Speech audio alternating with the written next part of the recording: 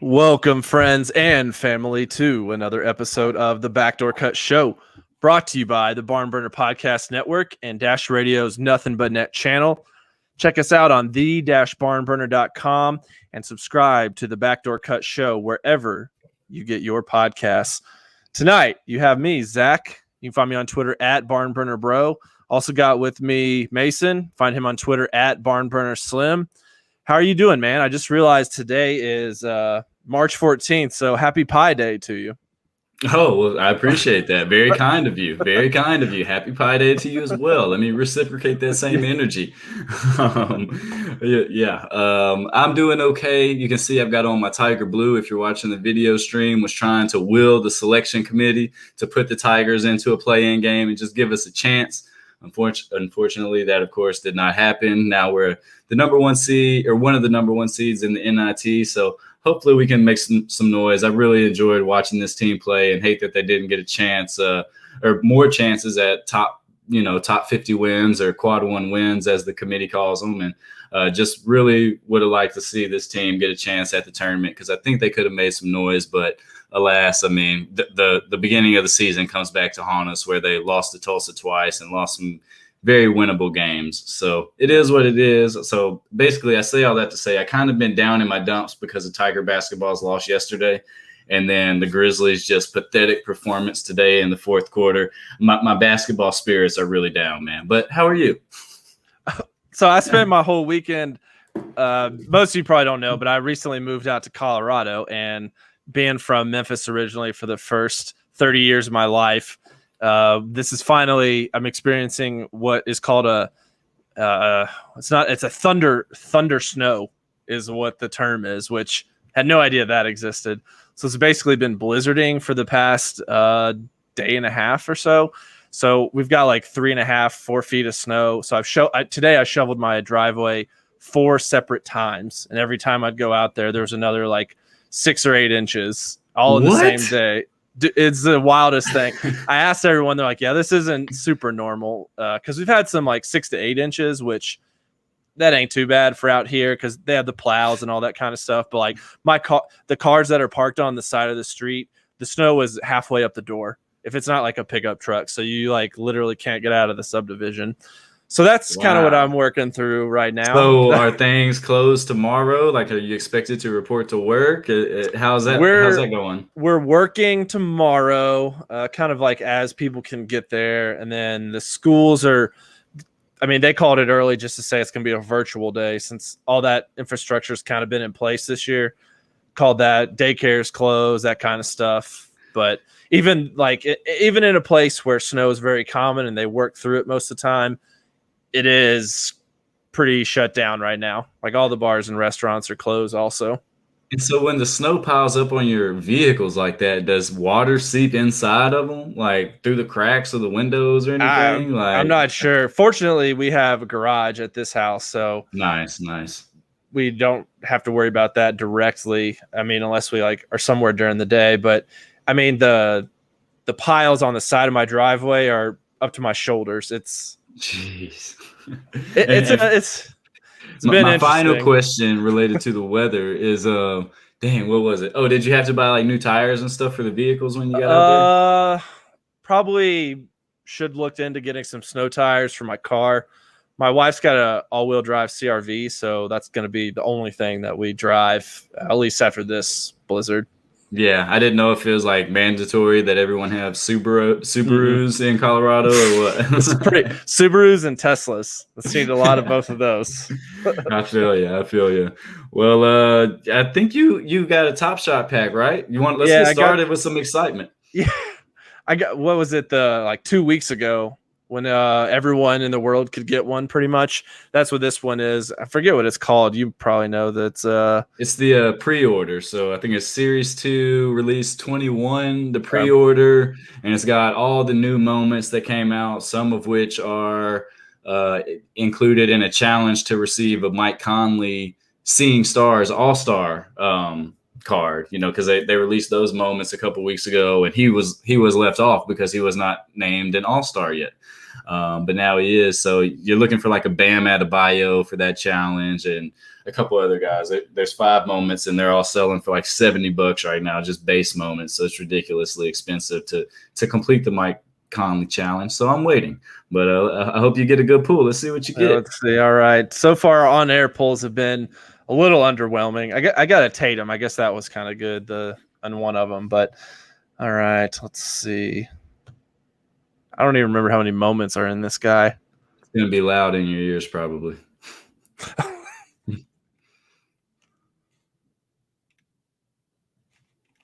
All right, we got 3 moments up.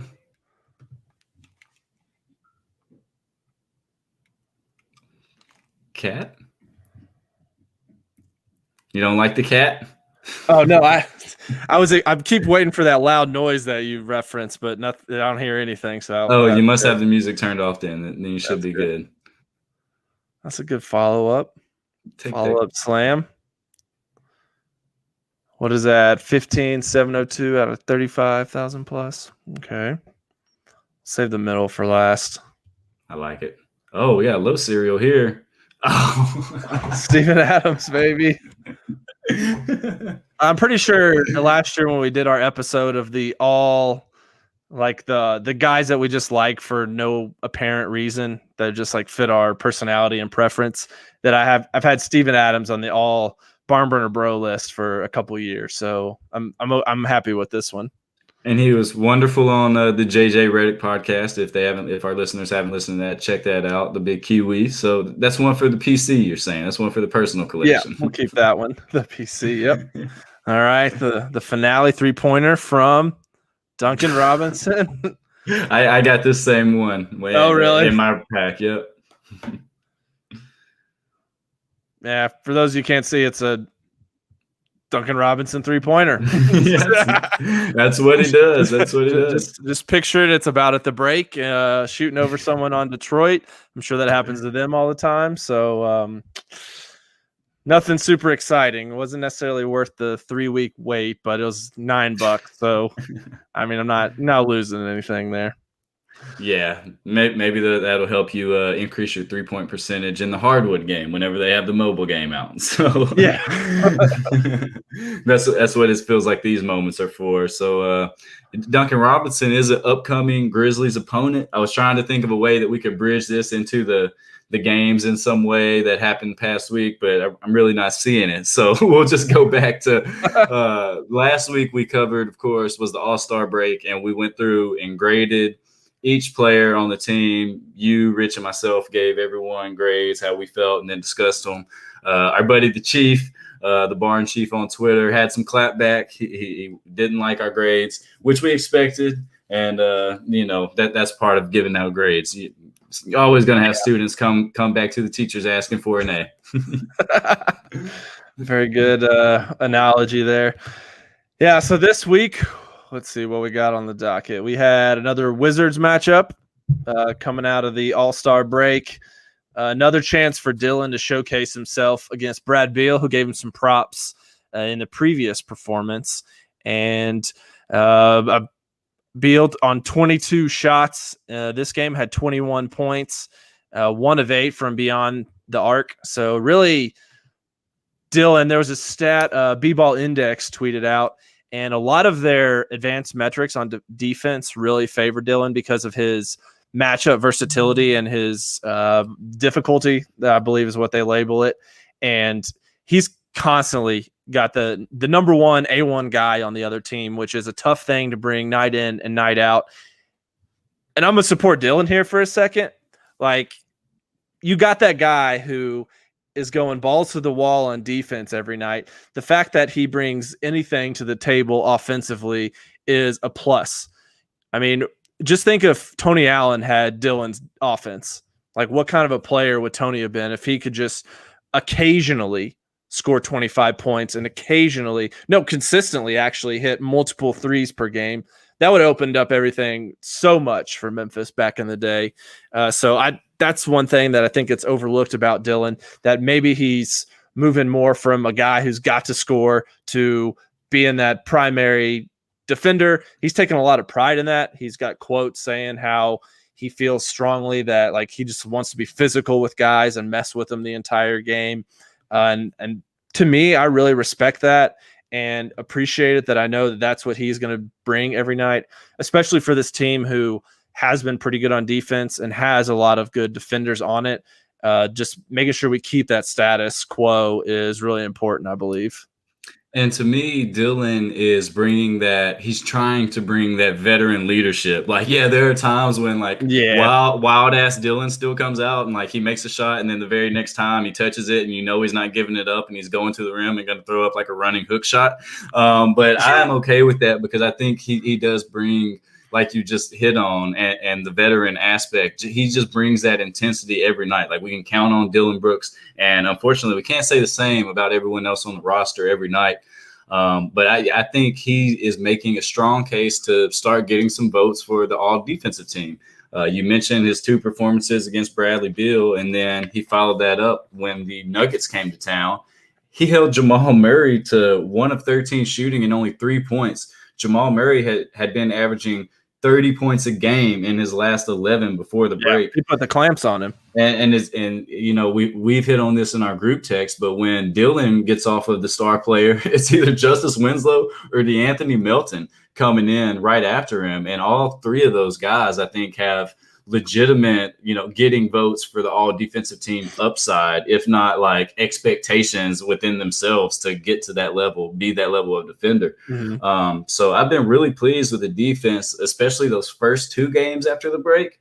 But then we get into today's matinee matchup against the Wizards, and the defense was just not, against the Thunder.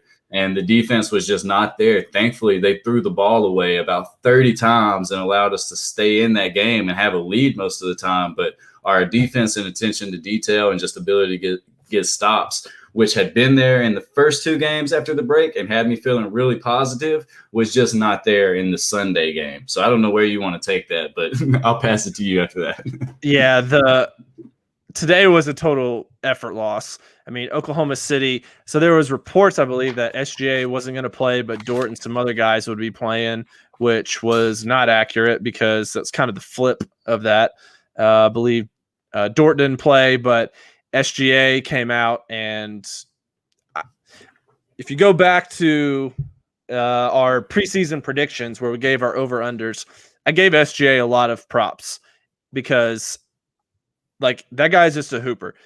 He knows how to get to the rack. He's really developed into a very strong player, a great scorer. He's getting 5 and 6 assists, rebounds per game, a well-balanced guy that obviously sticks out on that team because it's not really a good team, despite the fact that, you know, they beat us today, but they're not really a team trying to be good. But regardless of that, he's still putting his best foot forward. He had 20, ended up with 30. And I think one of the biggest moments for him was fourth quarter. He had Morant a little bit on the ropes out on the perimeter, and he took a 27-footer and just drained it in Morant's face. And to me, that was kind of the dagger in the game where it was put a little bit out of reach for Memphis.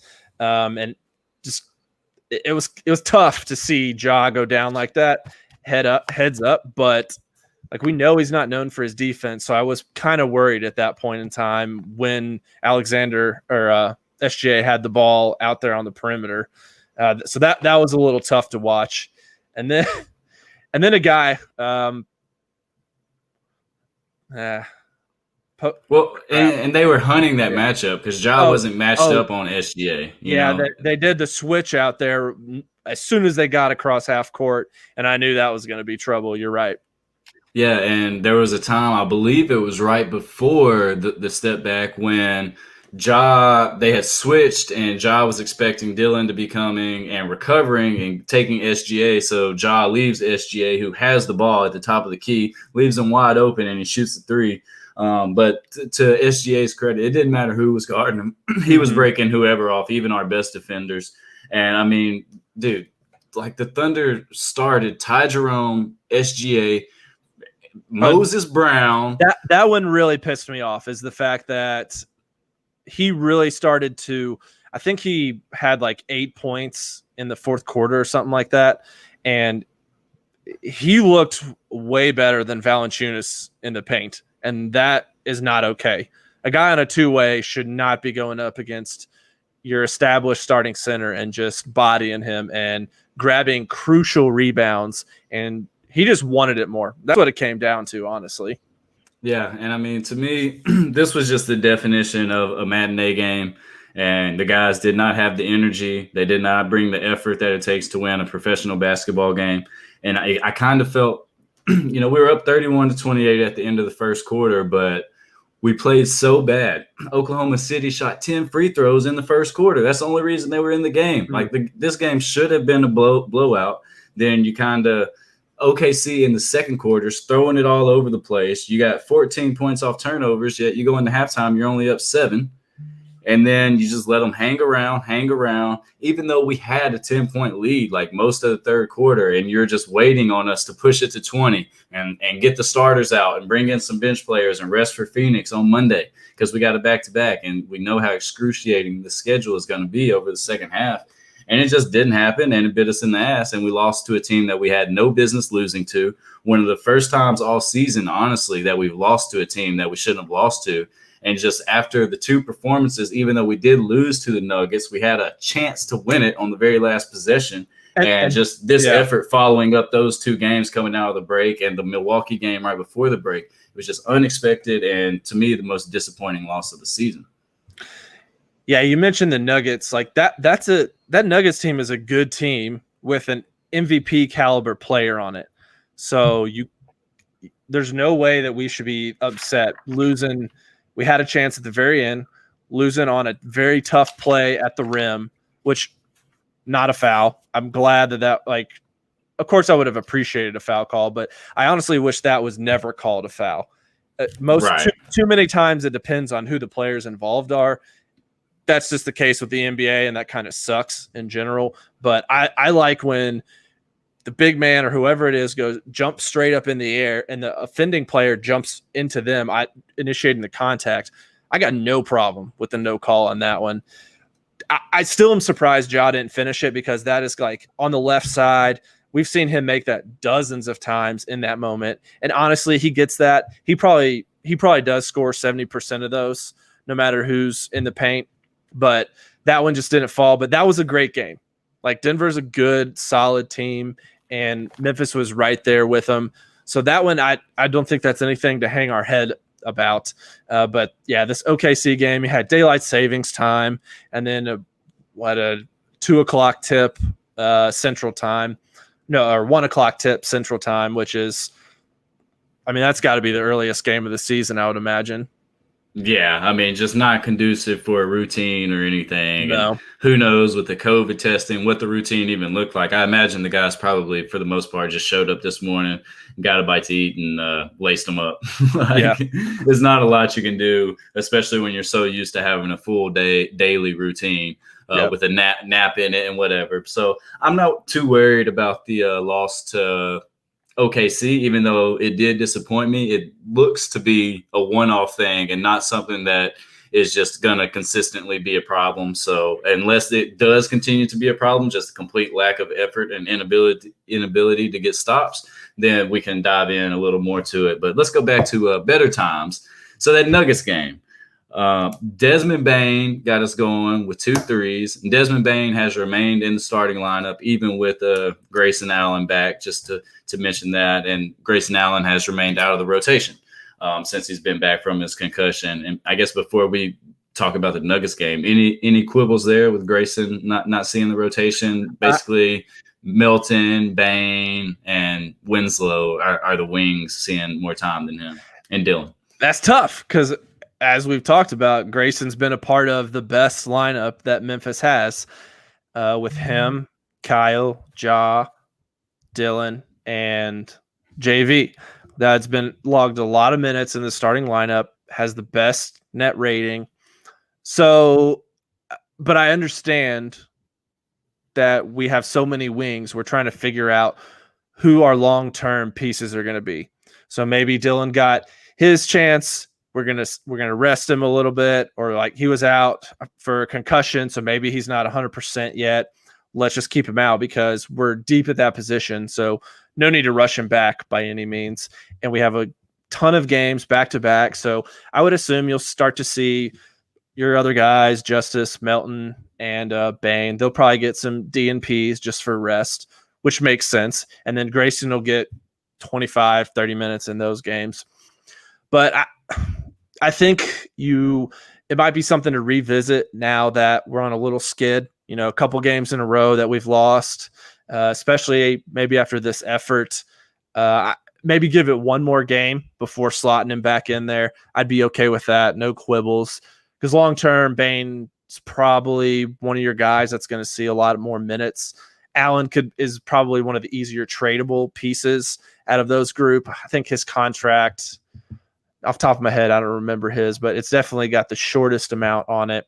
And then, we just signed Melton, and we're going to keep Bain forever. So, and likely, reach an extension with Justice. So Allen, I see, is probably the odd man out long term, even though in the short term he's been the most beneficial to the team with that lineup. But I don't have any huge quibbles about it. But I think if we have a couple more instances where the Grizzlies just can't put a W together, it might be time to throw Allen back into that starting lineup and see if that really is a missing piece and a big factor, or it was just he was the most available guy for a few weeks, and that happened to be when everyone else was playing good. Yeah, and I've been banging the Grayson Allen drum probably just as loud as anyone about him starting and the cohesion he has with Ja Morant. But at this point, there's no one that I want to not play for him to be able to play. And I think the future investments and what the organization has invested in Melton. But then again, if you re-sign Grayson, you got him for 3 years. So technically he could become expensive if the trajectory we've seen lately continues. But it's a lot to work out, and it's a great problem to have. But Desmond Bain, like I was saying, in that Nuggets game, he got us started with 2 threes. And basically that game was just back and forth the entire time. But I mentioned Desmond Bain first because he did have a career high. I think it was 20 points in this one. Was it this game or was that the Wizards game? He had the career high. No, he had the career high against the Wizards, and then he came back against the Nuggets, and he got us going and hit a bunch of threes. And in this one, Dylan Brooks struggled in the third quarter. So Dylan haters, he had those back-to-back turnovers and took a bad shot. Ja Morant was ripped by Will Barton, one of the cleanest rips you'll see in the NBA. And but then Dylan redeemed himself late in the fourth quarter. He had 11 points and really kept us in it. My big takeaway from this game was we had too many careless turnovers, and watching Jokic put on just a masterful performance where he slowed the game down, made the Grizzlies play his style of basketball, not even the Nuggets style of basketball, like his style of basketball. He didn't allow the Grizzlies, who are the best fast break team in the league, to get out and run. The Nuggets held us to 7 fast break points, and they scored 23. And I just really enjoyed watching Jokic go to work, even though we took the L. Yeah, I mean, it reminds you a lot of Gasol, how he would control the game and just his passing ability, back when he was in his peak. And it's off the beaten path for a lot of teams, and it's really fascinating, and it's like a maestro at work. He is just so skilled that it's very fun to watch. A frustrating thing is that when an opposing team's best player is a center, that's tough for Memphis because JV too often does not rise to the occasion against dominant centers. I feel he can go against subpar guys, destroy them. Average guys, do really great, but I guess to be fair, JV is not an elite center, at least not to me. I think he, on occasion, is a very good center. He does what he does very well. He screens well for Ja. He can rebound really well in some games. But then others, like today against the Thunder, a guy that shouldn't be seen as a two-way guy, came in and out-hustled JV and just owned him towards the end of the game, which is not – I mean, that's not going to help very much. But, like, obviously Jokic had 28 points, 15 rebounds, and 7 assists against us. So just, like, pretty much obliterated JV in that game. So that's just always a tough thing to look when you're facing those elite top 5, top 10 centers. That's tough look for the Grizzlies. Yeah, and we've kind of talked about JV back and forth all season ever since you wrote that article that explained to me that he was pretty much average. And it sucks that we had this performance against Jokic because it came on the heels of JV's probably best performance of the season against the Wizards, who have Mo Wagner and Robin Lopez, two bigs that JV should dominate. And he did. He had 29 and 20, had a chance for 30 and 20, missed the free throw at the end of the game. But then you mentioned it, we get into Sunday's game, and OKC has no big man. Like, no one. They could basically put two guys on JV, and I expect him to be able to get buckets. Is like 55. And he just, I think he led us. He had 16 and 14, I want to say, but it was just not enough. Like, very not impactful on the game, even though he was 6'10".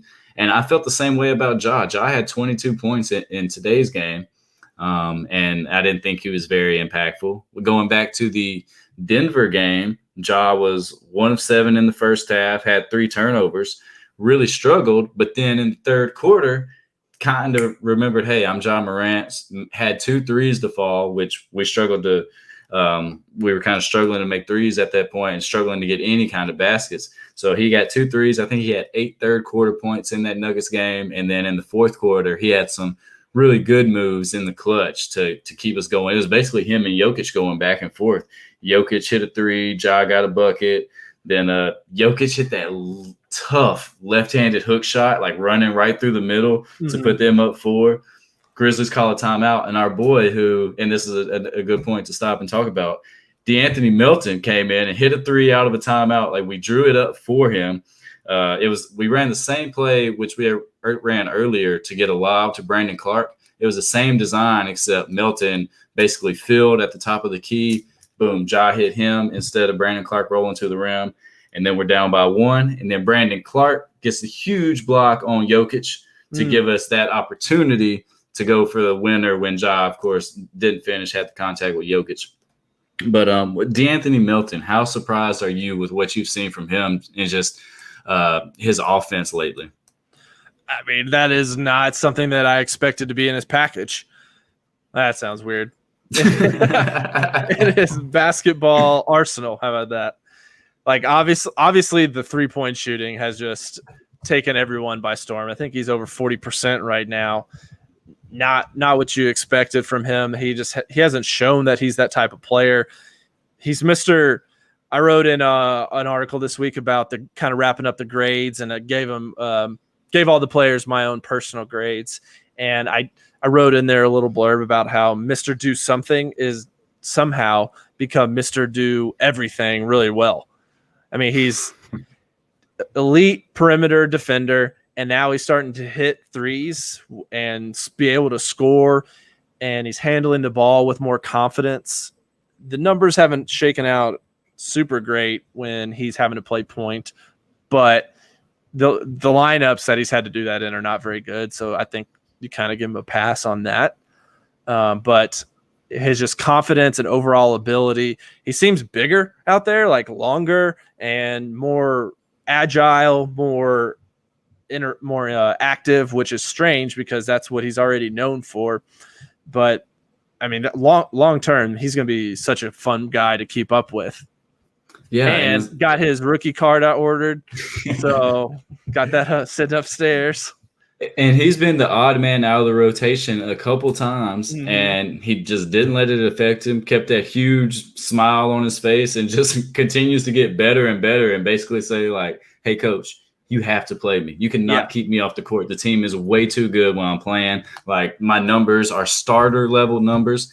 Like, I just imagine him like, "Coach, I understand that the analytics say we've been really great with Grayson or Bane, but when I'm on the floor, we're better. Like, and that's no Right. disrespect. Like, some people have been calling for him to start, but I do like the spacing that either Grayson or Bane provides with Ja. So I like him coming off the bench. Here's something that I've been thinking about the past couple of games, and tell me what you think about it. It's a 2K trick, and I'm willing to admit that we've seen this before and it didn't work. And we saw this in the bubble. And what I'm referring to is this team playing without Tyus Jones.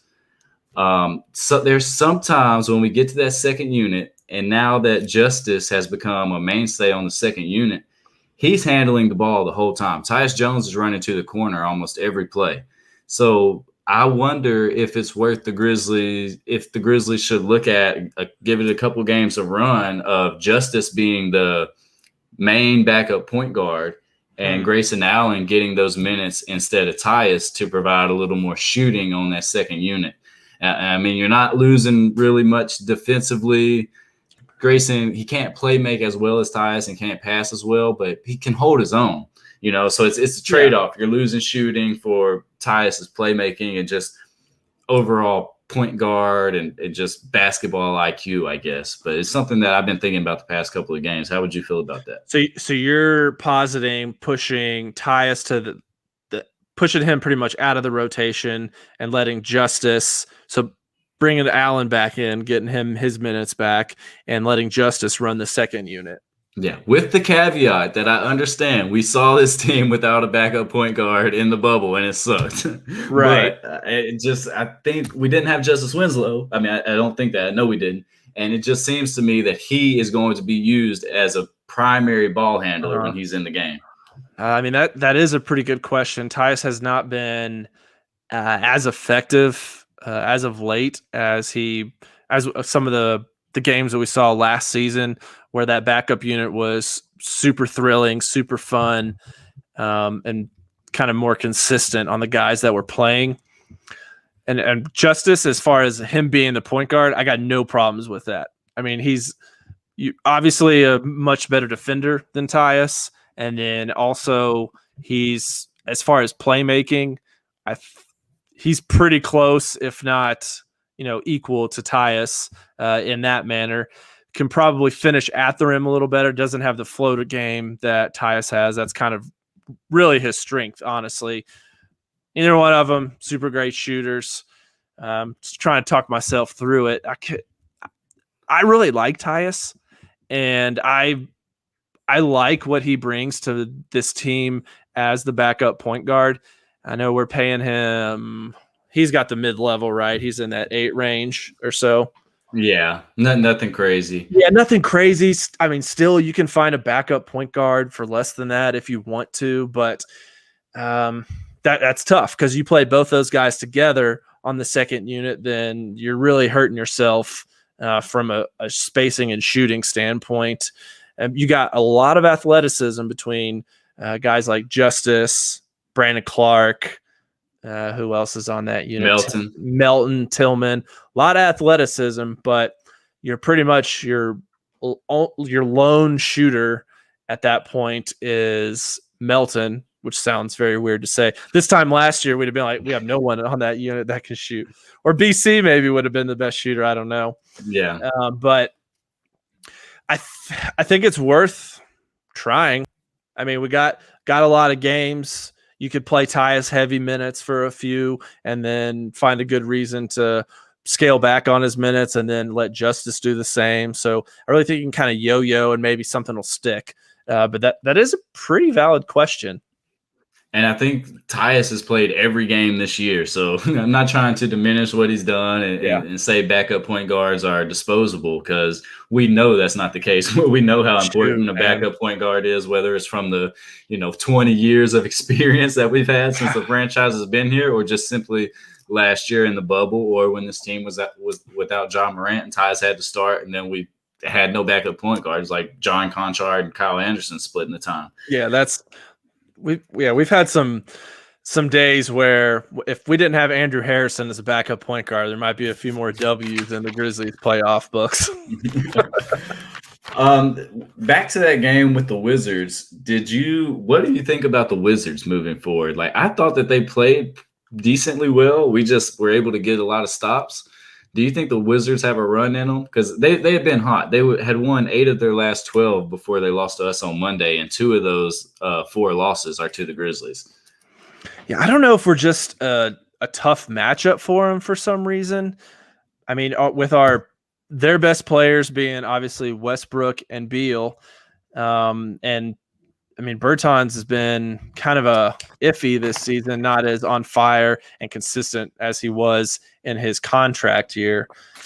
But he stinks and he whines and complains. Like I would hate to be the franchise that paid him $23 million a year or whatever it is. Like he's not worth it. No, he certainly hasn't been this year. I mean, he's coming off the bench for him. So if you're paying someone that kind of money and coming off the bench, that hurts. I mean, not that Memphis had been there before, for sure we have, but right. but that does hurt.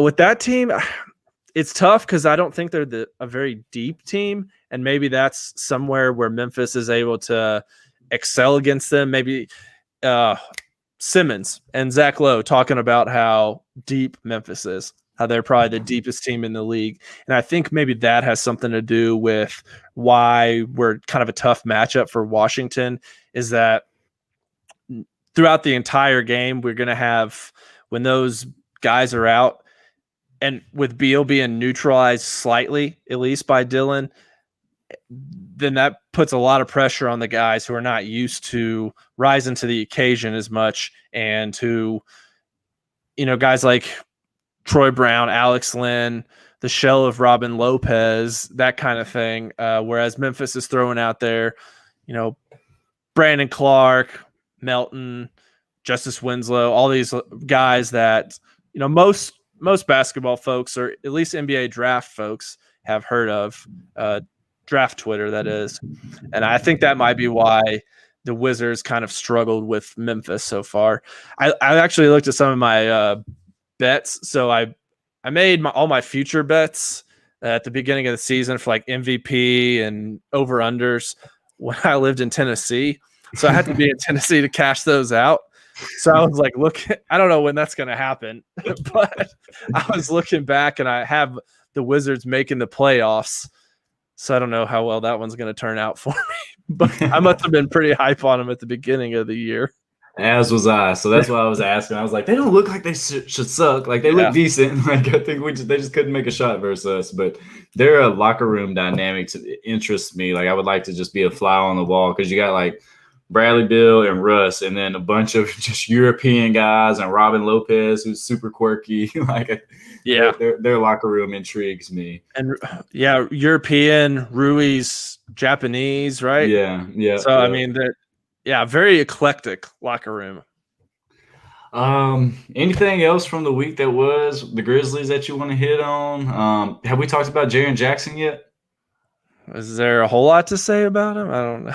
The update is, per Chris Harrington, that there is no update. So we'll see. Don't know what's going on with that. And I think anyone who pretends to act like they do is just making stuff up, because it seems like the most plugged in people with the Grizzlies organization have no intel, and that's right. I'm talking about Vernon and Chris Harrington are usually the two who get the scoop. So who knows? I want to ask you about another guy for the Grizzlies, Brandon Clark. How do you feel about his play of late? BC is back. I think he's shown that he can be that super sub that I want him to be moving forward. I thought, because of Fox Sports broadcast, the graphics were wrong tonight. I thought that Taylor Jenkins had just moved him right back into the starting lineup and benched Kyle. When Pete and Brevin announced the starting lineup, Brandon was in it. But then Kyle was back in the starting lineup, and it was back to normal. So I've been really pleased with BC. Still, I don't like his fit in the starting lineup because the numbers have been pretty bad. I don't like his fit next to Kyle specifically and Valanciunas. But, there's so much of this evaluation that is still to be determined, because the second main piece is not in the equation. We don't know how these guys are going to play with Jaren Jackson, and we know Jaren Jackson is a pillar of the future. So I need to see Brandon Clark with him. I'd like to see how all of these wing guys play with him. Him and Justice have never played a game together. So, but for Brandon Clark, man, I've been really, really pleased. I think he had a tough start. He's starting to knock down shots more. We saw the flicked jumper, and it's still not a thing of beauty, but it's going in more than it was. His numbers are starting to creep back up to the wildly efficient player. I mean, they're not anywhere near what they were last year, but they're creeping back up. So I don't know what it was with the start of the season. I think he was still kind of hurting. His back might have still been hurting, and just trying to figure out, am I starting? What's my role? And just teams know who he is now. And plus, everybody has the excuse of COVID for not being in the proper shape that we expected. So, but all in all, with Brandon Clark, man, how could you not be pleased with what he's bringing? Defensively, he can switch on to anyone. Yeah. He's getting a block on Jokic. He can switch on to a wing who's trying to make a play. Yeah, I mean, I'm a huge fan of. You're gonna be hard pressed to find me saying anything bad about anyone on this team at this point in time. Yeah, I wasn't. BC's really gained a lot of ground over the past few weeks with me. He's starting to be more aggressive on the offensive end. He's hitting the shots that we saw him hit last year that we expect him to hit, those floaters. He had a really nice spin move today against the Thunder. Yeah, I think Brevin pointed that out. Yeah. Spin move up and under. It just looked very confident. It was very clean. And that's the guy that Memphis needs. I agree, coming off the bench is just in my heart of hearts, I want BC to be able to start because, I mean, first round draft pick, hopefully going to be with the franchise a long time. You want those guys to be able to contribute in the starting lineup, but that may just not be in the cards for him, at least not at this point. I don't really know what would change that necessarily. Probably a personnel change with Valanciunas or Kyle in the starting lineup. That might have some impact on it. But, yeah, BC coming off the bench is just – you don't have to – he can kind of make the game his own, whereas I think in the starting lineup, the way the game is played is already kind of set up, and he doesn't really fit into that. But he has a lot more freedom of movement, freedom to wreak havoc with the guys that he's played a lot of minutes with on that backup unit. And I think that just has helped make him – get back to where he's comfortable and really been able to make some strides. Like you said, defense just been awesome lately. Yeah, and another guy who I think has shown a lot of improvement defensively is Desmond Bane. There were times early in the year, which were to be expected, where he just looked lost. He turning his head one way and his guys cutting the back door on him. But I think this week, and we're not – when we're talking about defense, we're just going to act like today didn't happen. The game against OKC didn't happen because no one showed up for the defensive side today. But I think the growth he's shown defensively has made me think, whereas at first I was like, he's a shooter, but he can probably be a rotation player, but I didn't really know what his upside was. His past couple of weeks have shown me that, okay, this might really be a starting level 2 guard in the NBA, like a Courtney Lee version who's not afraid to let it fly. And can just plug and play with whoever and can do all the little things. You're seeing his ability to, take the ball, his ball handling, make a nice pass. He threw a dart to Valanciunas the other day. He's a good passer.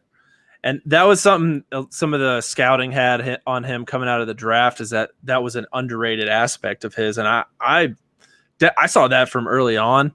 Like, I believe that he really does have some darts that really catch guys by surprise a lot of times. Good thing he's not playing with Dandridge and Cisse, because they would catch a single one, man. Break their nose. But yeah, him, and then Xavier Tillman, he hasn't, really been spectacular or done anything to stick out, but I'm still super pleased with just the versatility he brings, and his mid-range is getting there.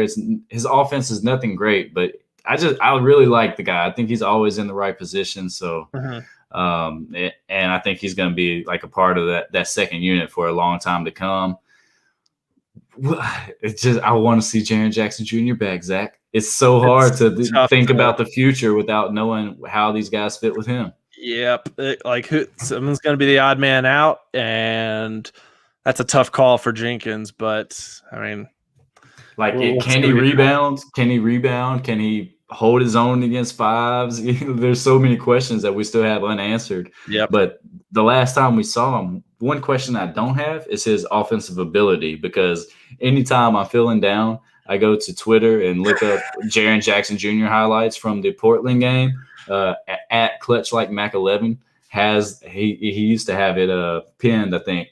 But in that Portland game, Jaren Jackson Jr. was so amazing offensively. Mm-hmm. We had started to see him make the leap defensively to understand verticality and to not get 2 fouls in the first 2 minutes of every game. And he was able to stay on the court a little longer. So there's a lot to be hopeful for, even though all the guys on this team have given us hope. Like, we still got one more big fish out there to reel in.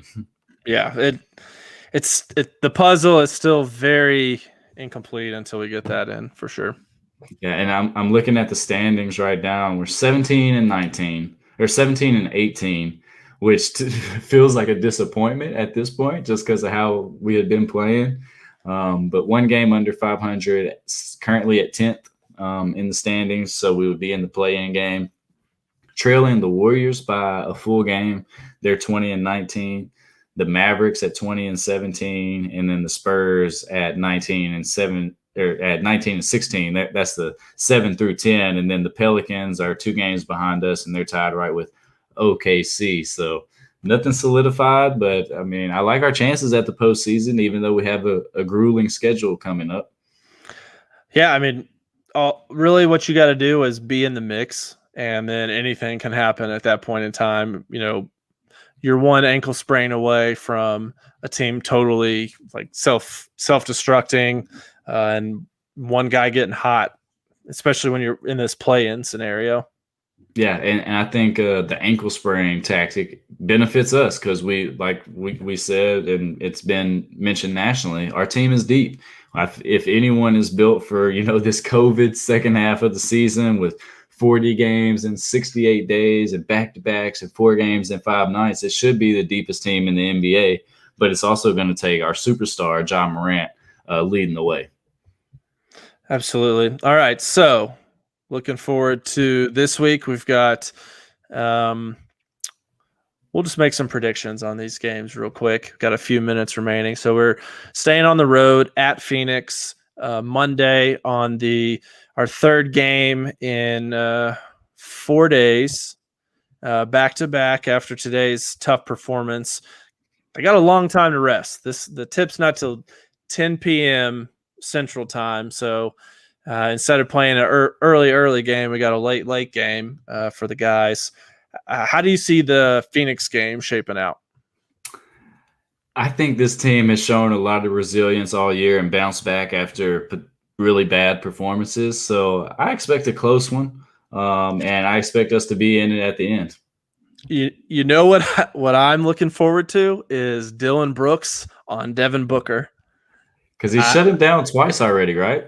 That's I can't remember, but I know that I have a hunch that Devin Booker's one of those guys that Dillon Brooks might have circled on his calendar when he's going to play him. So I would expect a very intense defensive effort from Dillon Brooks in this one.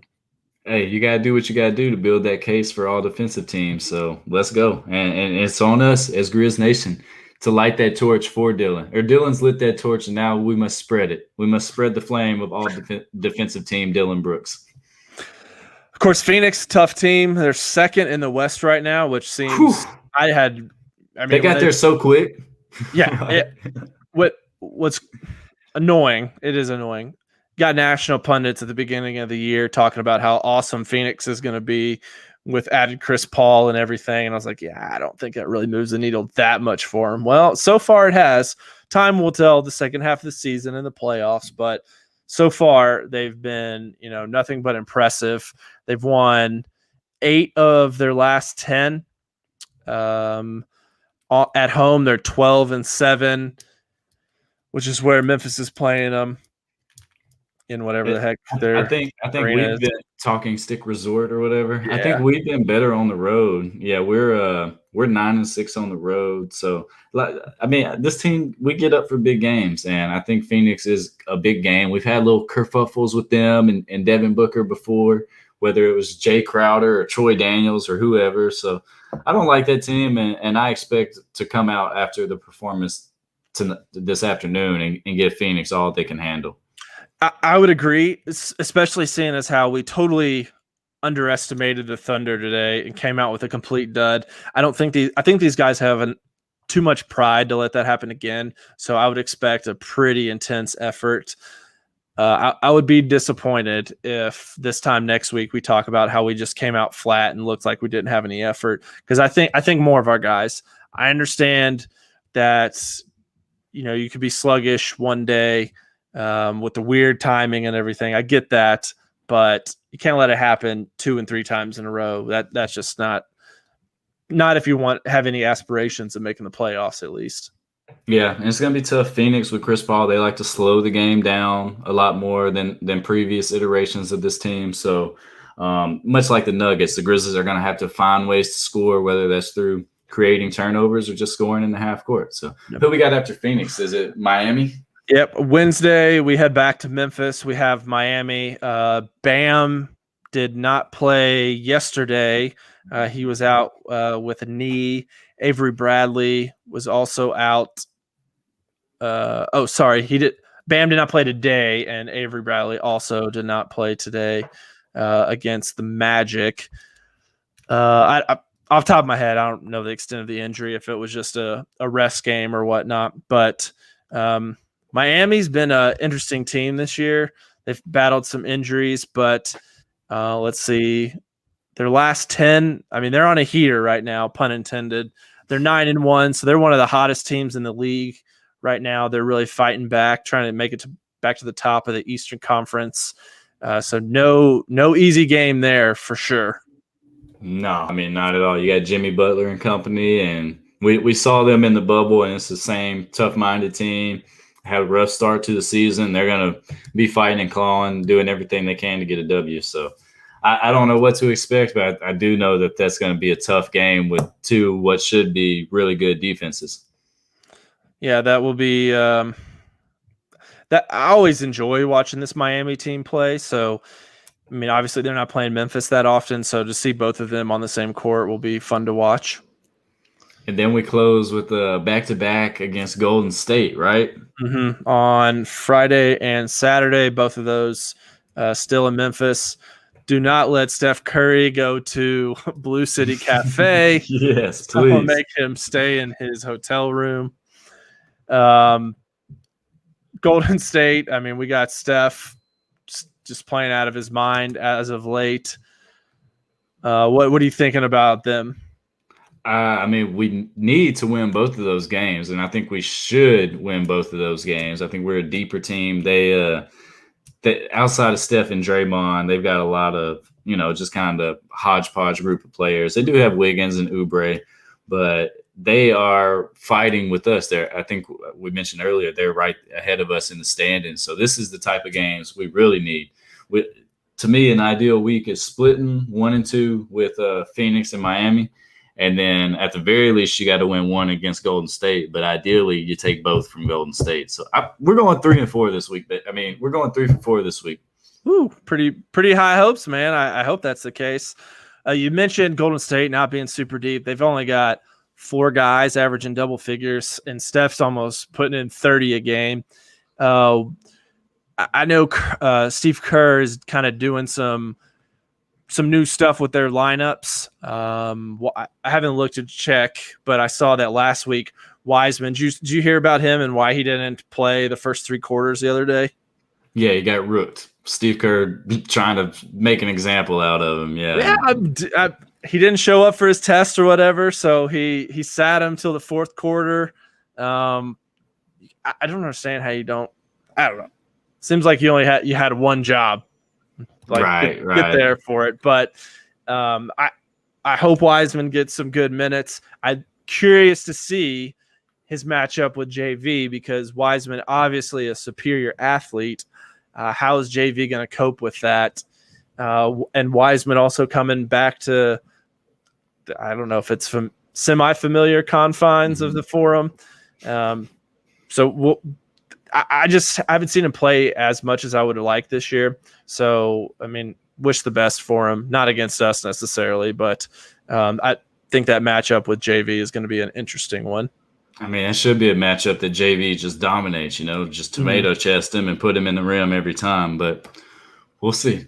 So got to be a busy week, man. I'm excited. Despite the ugly loss today to the Thunder, I think the team's trajectory has continued to be on an upward trend, and we're seeing players get better throughout the season. We're seeing the team get more cohesive. We're seeing the defense get back to the elite level that it was at the beginning of the season. And like the last 2 weeks, our defense has been, except for, once again, the Thunder game, our defense has been great. So I'm excited. Yeah, there's still plenty to hold our heads up high about. I mean, no reason to panic about anything. Yeah, so we are up against it. For Zach, you can find him at BarnBurnerBro on Twitter. I'm Mace. You can find me at BarnBurnerSlim. Like the podcast on Apple, Spotify, wherever you get your podcast, Backdoor Cut Show. Leave us a review so other people can find us too. And we will talk to y'all next Sunday. Go Grizz. See ya.